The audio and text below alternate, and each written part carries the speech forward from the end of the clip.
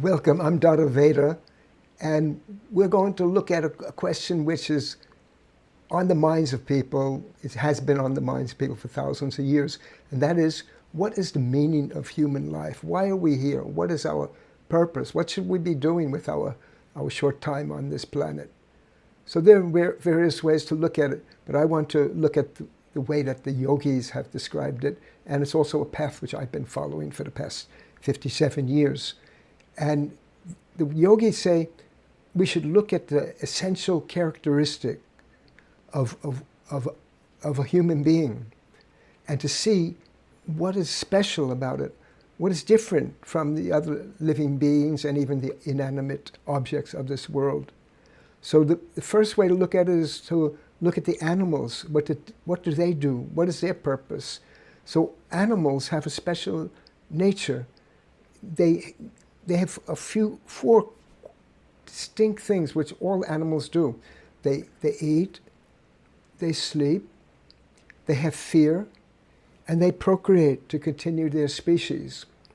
And humans, we're also an animal, and we're a mammal, we're a primate, and the biologists will lay it out for you very specifically how we fit in. So we also have these characteristics that are similar to what animals have: eating, sleeping, fear, procreation. These drives essential things which are driving us forward.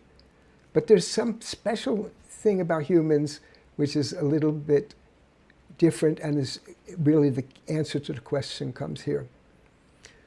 If you have a dog and you feed that dog, you pet him on the head or back, rub him a little bit, he or she will wag the tail and then sleep, that animal is content. But humans, we're not content with small things. We always want more and more and more. So could be with food. You have the one ice cream cone and then you eat it. You think, maybe I could have a second, but your mind sometimes holds you back because you know about nutrition and things like this. But we really want more. So what we do is, we may not take another ice cream cone, but then we will go for another object. We will go for another this, another that. So people, and us, I'm included, we're not satisfied with small things. And what is a small thing? A small thing, it depends on what's small, what big, and what's small. Let's say, I can say millions of dollars is a lot for me, would be a lot. But for some people, that's small, and they want more. And that's the problem. When you get even what should be a lot, you want more and more. So what is that? So we want an infinite object. That's our nature. We always want something that doesn't end. The problem is, all the things of this world have an end. Even there may be a lot, but still there's an end. There's a lot of grains of sand on the beach, but there is an end to that. So we have an infinite thirst, and we have finite things which we're using to satisfy that. So that's what the yogis say, that the nature, the dharma, the essential characteristic of the humans is that we want infinite wealth, infinite happiness. So, where are we going to get it? The finite things of the world are not going to do it, and even if we get a lot of them, there's a limit. So the yogis say our nature is to expand and to go beyond those finite things. And that's the human nature. And the human nature is to find that infinite. That's what is mysticism. You might have heard this word. Mysticism means that search for the unending happiness, the unending bliss, the anandam. It's called anandam in Sanskrit. So that's the philosophy of it. But what is the practicality of it? How to do it? So you can, one way to do it is some people search physically. They go here and there, go to this lecture, that lecture. Some will go even up to the Himalaya mountains in India, maybe to find somebody there. And maybe that person will tell them what to do. But we don't have to go very far. This is the paradox. Don't go far. Go within.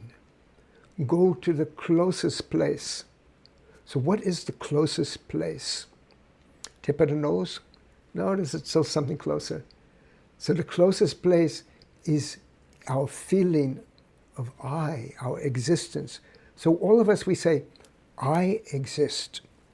We can do that. Anybody can do that. It's our mind. But we can also say, I know I exist.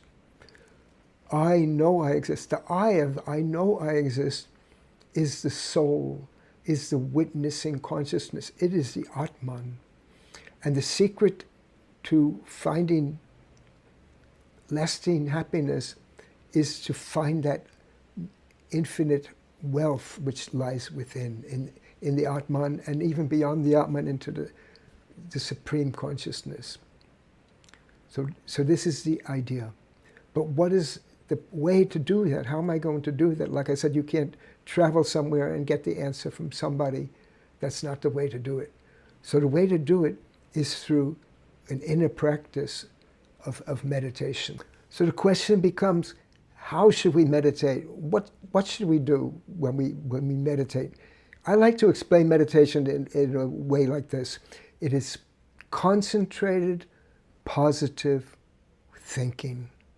So you know that when we think in a positive way, it can help you very much. People paste affirmations on their refrigerator or any place else or wherever they're going to remind them what to do. So we have to be reminded of what to do. So that's what mantra is all about, mantra meditation. So mantra is not a meaningless slogan that a politician says, lower the taxes, lower the taxes. And then the reporter writes, yes, the senator such and such has a new mantra. No, a mantra is not a meaningless thing, but a mantra is the positive, concentrated positive thinking, which can liberate the mind, take us beyond the finite into the infinite.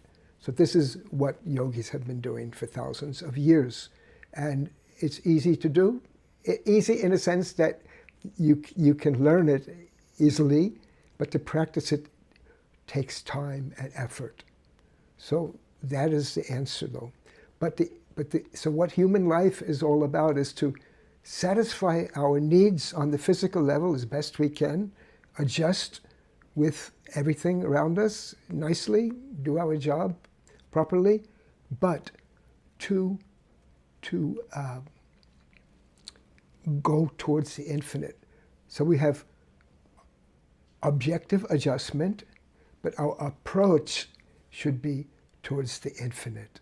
So this is the key. And there are two ways to do that. One is with your sitting meditation, you sit and you meditate, and that will remind you of the infinite.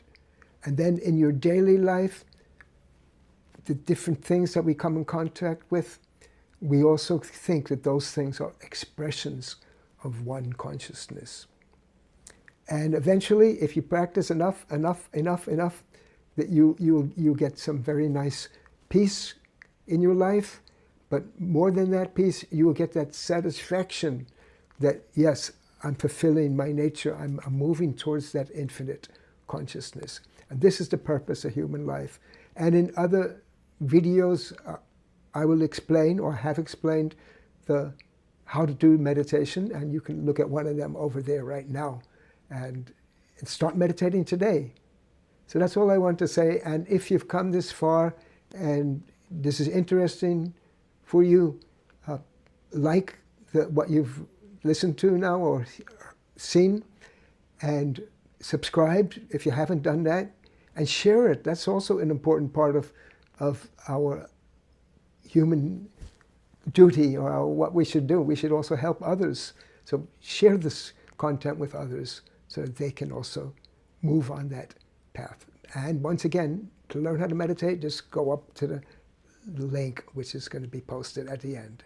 So thanks all so much. Appreciate it.